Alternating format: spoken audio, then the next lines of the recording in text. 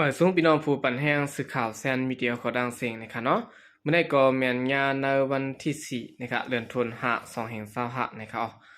ตอนด่าในรายการข่าวค่ะตอนได้ก็เดี๋ยวตั้งข่าวเงาเกี่ยวกับเรื่องรอง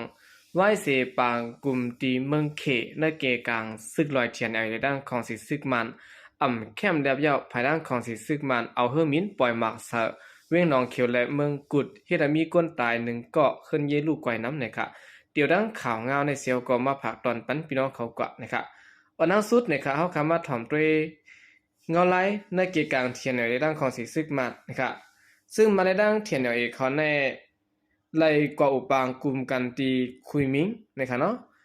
เปลี่ยนการแสดงย้อนซึกมันตุย้อนเฮาปันขึ้นนาลินอันถูกเทียนในซิมไว้จนันตั้งน้ำนะครับย้อนอันแลด้านฝ่ายเทียนในพร้อมจ้อมนะครับทีนี้ปังฮบทบอุบโอกันตีคุณมิงเมืองเขนันซึกประลองเทียนย่อมหับขอทุกย้อนของสิซึกมันอันเฮาดับซึกตั้งเทียนตั้งเสียงขึ้นถอยออกเว้งอันเทียนซิมไว้นั่นเสียแหละเฮาขึ้นถอยกว่าอยู่เนอจีเว้งน้ำสันและจีเว้งมันตรงนั่นเสเปิดตากึดตึกกันไล่นั่นก็ตั้งสองภายติวโอกันเทียงในเดือนออกโทบปืนนั่นว่าไงค่ะซึ่งลอยเทียนปืนเผาไว้ในวันที่2เดือนเมษในว่าตับซึกเทียนพร้อมซ้อมขอทุกย้อนของสิซึกมันอันเฮาถอนซึกออกดีเนอร์จีเว้งหนองเขียวเกี่ยวแม่สีเปาะเมืองกุดเมืองมิดอันซึ่งลอยเทียนซิมไล่ไว้จนันตั้งหมดเสียและเฮาปอกเมื่ออยู่ขึ้นดีเนอร์จีเว้งน้ำสันและมันตรงนั่นแหละตั้งสองฝ่ายจางสืบอุบโอกันและจางไล่กึดลือลองอุบโอกันกว่าวันไหนค่ะย้อนแข่เข้าแก่กลางปั่นขึ้นและในวันที่28และในวันที่29เดือนธันวาคม2025นั้นผู้แทนตับซึกประลอง PSLF เทียนอันเจ้าซื้อลงตาเกียดจ้านะครับเนาะออนโฮและผู้ดังตัวของสิซึกมันอันจอมซึกลงโกอูออนโฮนั้นขึ้นหบทบอุบโอกันตีเว้งคุณมิงเมืองเขตาได้กึดตึกกันว่านะครับไว้เสผู้แทนซึกตั้ง2ฝ่ายและหบทบอุบโอกันยาวประลอง PSLF เทียนพร้อมจอมขอตุย้อนของสิซึกมานั่นเสียแลปังหบทบอุบโอกันเป็นการและ2ฝ่ายและเจอตาเดหบทบกันแทงในเดือนออกัสตากึดตึกกันไหลฮู้จอมหนังไหนเทียนลาดว่าตาเดเฮ็ดให้ทั้ง2ฝ่ายคัดเจอเฮ็ดสร้างเฮาปังกุมคืบหน้ากว่าไไว้นั้นผู้ดังโตคือตอนเมืองเขมิสเตอร์ติ้งสีจันออนโหขับเครื่องปันเสและกึดลือลองตึกต่อตังหมดป้าเสียมลองยี่หมากลงลองเอาเฮือมินตึกลองเจอต้นปล่อยหมากตึกลองโทษซึกแต่กว่าซะในเสียตาเดเปิดขึ้นเส้นทางการค้าขายจอมแดนดินใต้แขเฮามีลองงำเย็นในปืนตีแลฮาไลกึดตึกกันกว่ากำคักกำตอนเมื่อนางMNTเขานั่นอยู่นะครับเนาะเอาคันนี้ก็เป็นเงาลายปังดึกนะครับเนาะนั้นก็ได้ลายปังโอในเกกลางซึกมานในดังซึกดังเทียนเขานะครับตีคุณมีนั่นเปลี่ยนกันนะครับไว้เสียตั้งซึกดังเทียนบึนภาวามยอมรับลองตัวย้อนของสิซึกมันย่อก็ลองอุบโอ้เป็นการยาวซึกมันแนวเฮือมินปล่อยหมักสากีนองเขียวและเมืองกุดที่ได้มีก้นรูดตายจอมขึ้นเยจะในกอลูกก่อยตั้งนำนะครับเลยฮู้ว่าไว้เสียการหบทบอุบโอ้กันได้แก่การตับซึกต่างเทียนในดังของสิซึกมันเขาตีเว้งคุณมิงเมืองเขเป็นการย้อนนั้นนองเขียวและเมืองกุดอันซึกลอยเทียนเขากุ้มกำไว้นั้นถูกญาซึกมันเอาเฮือมินปล่อยหมักเสะวันนะครับในวันที่3เดือนธันวาคม2025ขย่ำกลาง9 โมงมื้อว่าในซึ่งมันเอาเฮือมินแก๊สไฟตามินเข้าปล่อยหมักเสะภายปอดตกเวียงเมืองกุดนั่นแหละเฮ็ดให้กลทรายในพื้นที่และลูกใดก้อนหนึ่งวันในเขากลเมืองกุดก้อนหนึ่งลัดเนี่ยว่ามื้อว่าในมีลองปล่อยหมักแทงเมื่อขย่ำกลางในมื้อว่าในก็เฮือมินของสิซึ่งมันเขามาปล่อยหมักใส่เขาผู้ชายก้อนหนึ่งตึงยาก็โหมันซ้ำป้อแล้วกว่าหมดค่ะมันใจเป็นหมอมือภายก่อสร้างวันในเขากวนอันใดมาเจ็บก็มีขาดัดในหนังไหน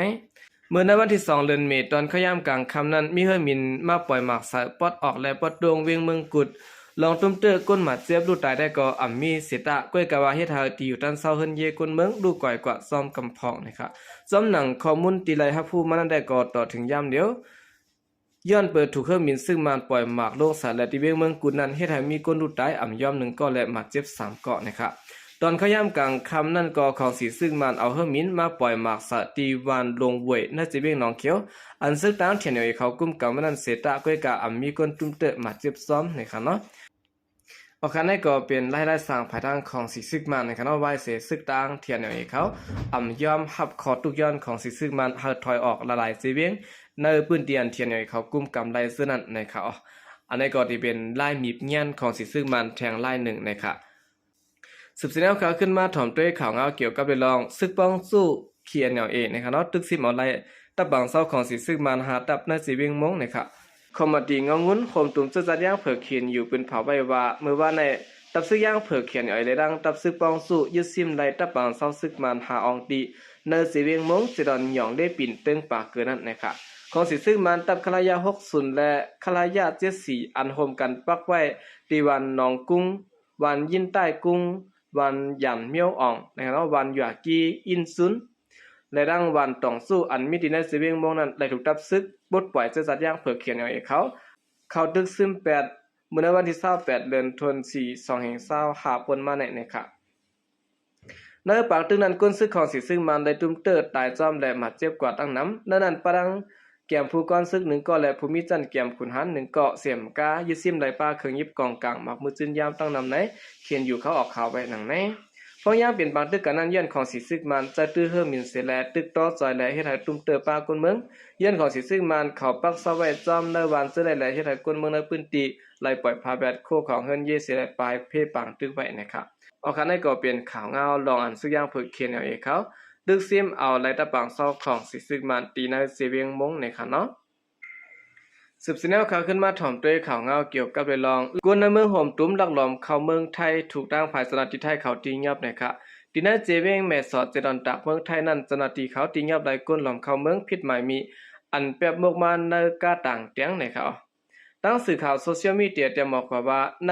วันที่2เดือนธันวาคม2025ขยามไว้วันในตั้งฝ่ายสนับที่กดทัดยาเมากำฝ่ายปฏิคารและฝ่ายพองงำเขาไล่เข้ากดทัดก้าต่างแปลงลำหนึ่งอันต่างก้ามาเต็มปีกนั่นเสเข้ามาตีลันกดทัดนะครับเนาะห้วยหินฝนเมปะจิเวงเมสอดเจดอนตักนะครับจังซ้ำได้คนหันก้นหลอมเข้าเมืองตาสีเกาะแป๊บโมกมาซ้อมก้นหอกาจือห้องว่านายตินอายุ48ปีนะครับมันจะยอมรับว่าเลยกินจางต่อก้นกว่าฮับเขาสีเกาะมาติวันซอโอซองแคบเจดอนพบพระจังหวัดตากนะครับเนาะเลยกาจาง1ก่อนละ20,000 บาทเสร็จแล้วอ่างดีกว่าส่งถึงตีกรุงเทพนะครับตั้งฝ่ายเจ้าหน้าที่เขาก็ตีงับเลยตั้งกาตั้งก้นเสร็จแล้วเดี๋ยวเอาตั้งพิษว่าเลยลองก้นหลอมเข้าเมืองไทยพิษหมายมีนะครับ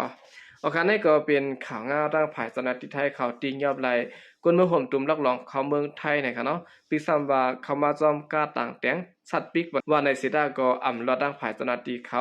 ค้นหาทบหันนะครับเอาหากำเดินสนายก็ยินจมนับยามคงมันถึงพี่น้องผู้กำแถมปัญหาเขาดังเสียงอยู่ค่ะยินจมนับยามยามนำเสข่าวใจก็เรียกมาส่งค่ะ